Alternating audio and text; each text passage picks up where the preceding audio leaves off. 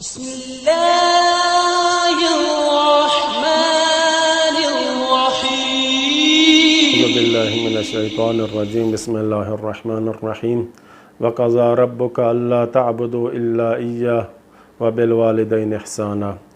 خالق کائنات اپنی لا ریب کتاب میں والدین کی عظمت کے متعلق اس طرح ارشاد فرماتا ہے کہ تمہارے رب کا یہ حتمی فیصلہ ہے کہ تم اس کے علاوہ کسی کی بھی پرستش اور عبادت نہ کرو، اپنے والدین کے ساتھ نیکی اور محبت سے پیش آؤ۔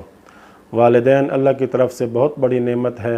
اولاد کو چاہیے کہ اللہ کی بارگاہ میں اپنے والدین کے حق میں دعا مانگتا رہے۔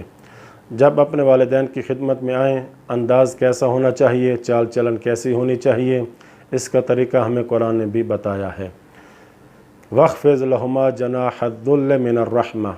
جب بھی اولاد اپنے والدین کی خدمت میں آئے تو اسے چاہیے کہ اپنے بازوؤں کو عاجزی اور انکسار کے ساتھ جھکائے رکھے۔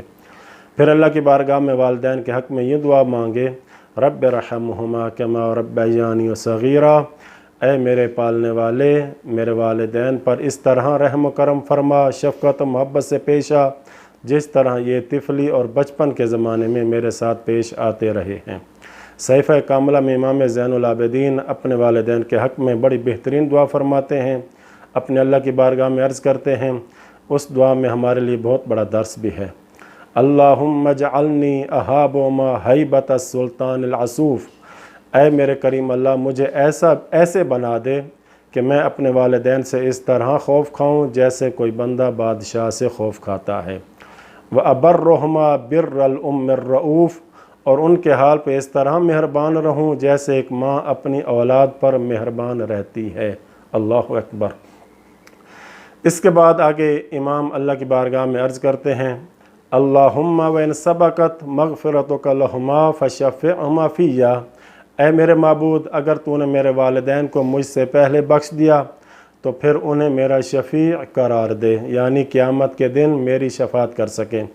وَإِن سَبَقَتْ مَغْفِرَتُكَ لِي فَشَفِّعْنِي فِيهِمَا، لیکن اگر تو نے مجھے پہلے بخش دیا تو پھر مجھے اپنے والدین کا شفیع قرار دے، یعنی میں ان کی شفاعت کر سکوں تاکہ ہم سب مل کر تیری جنت میں داخل ہو سکیں۔ دیکھیے ہم جتنا بھی والدین کے حق میں دعا کرتے رہیں، ان کی بھرپور خدمت بھی کرتے رہیں، تب بھی ہم ان کا حق ادا نہیں کر سکتے۔ ایک واقعہ بڑا دلچسپ ہے۔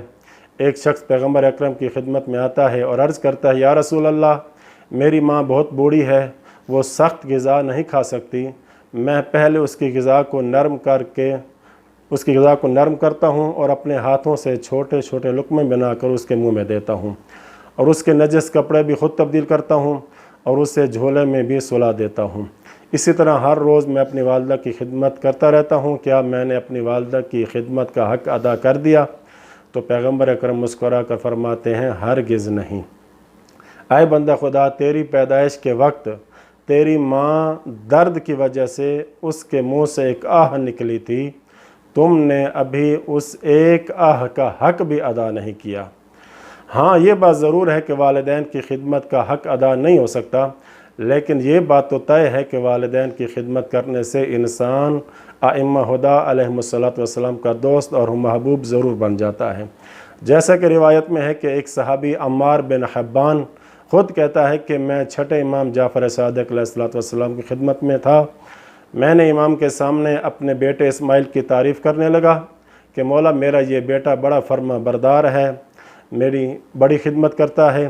امام فرماتے ہیں، اے عمار میں تیرے بیٹے اسماعیل سے پہلے بھی محبت کرتا تھا، لیکن اب اس محبت میں مزید اضافہ ہو گیا ہے۔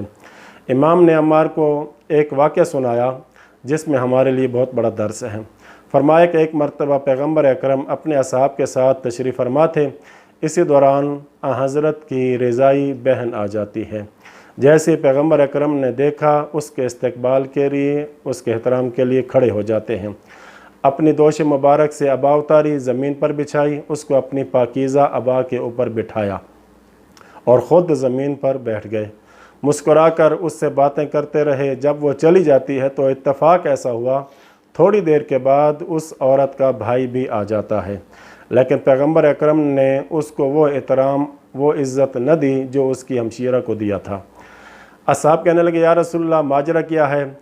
اس کی ہمشیرہ کو آپ نے اس کا بڑا احترام کیا، اس کے ہمشیرہ کا آپ نے بڑا احترام کیا، لیکن جب اس کا بھائی آیا ہے تو آپ نے اس کے بھائی کا اتنا احترام نہیں کیا۔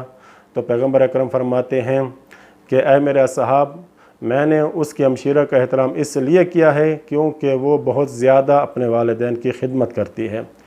جہاں والدین کی خدمت کرنا اتنا بڑا اجر ہے کہ امام معصوم اور نبی اکرم اس کو اپنے قریب بٹھاتے ہوئے فخر محسوس کریں، لیکن اگر کوئی والدین کو اذیت دے اس کا حشر بھی بہت برا ہوتا ہے، آخرت بھی خراب ہو جاتی ہے، بلکہ ملک الموت اس کی روح بڑی سختی سے باہر نکالتا ہے۔ جیسا کہ ایک واقعہ معروف ہے کہ پیغمبر اکرم ایک شخص کے پاس اس وقت کے تشریف لے گئے جب وہ جان کنی کی حالت میں تھا۔ آپ نے اسے کلمہ شہادت پڑھوایا، لیکن وہ شخص کلمہ شہادت نہ پڑھ سکا اور وہ حالت خوف میں تھا۔ پیغمبر اکرم فرماتے ہیں اس کی ماں زندہ ہے؟ بتایا گیا کہ ہاں اس کی ماں زندہ ہے۔ بلوایا گیا اس کی ماں کو۔ پیغمبر اکرم فرماتے ہیں مجھے لگتا ہے کہ تم اپنے بیٹے سے ناراض ہو۔ کہنے لگی جی ہاں یا رسول اللہ۔ پیغمبر اکرم نے فرمایا تو اپنے اس بیٹے سے راضی ہو جا تاکہ تیرے بیٹے کی روح آسانی سے نکل جائے۔ تو اس ماں نے پیغمبر اکرم کی اطاعت کرتے ہوئے اپنے بیٹے کو معاف کر دیا۔ جیسے ہی معاف کیا پھر پیغمبر اکرم نے اس کو کلمہ پڑھوایا تو اس نے بھی کلمہ شہادت پڑھا اور پوچھا کہ تم کیا دیکھ رہے ہو؟ تو کہنے لگا پہلے میرے سامنے ایک خوفناک اور ڈراؤنا چہرہ تھا، اب خوشنما چہرہ ہے، ایک خوبصورت چہرے والا میرے سامنے کھڑا ہے۔ تو آخر میں دعا ہے کہ اللہ تعالی ہمیں اپنے والدین کی خدمت کرنے کی توفیق عطا فرمائے۔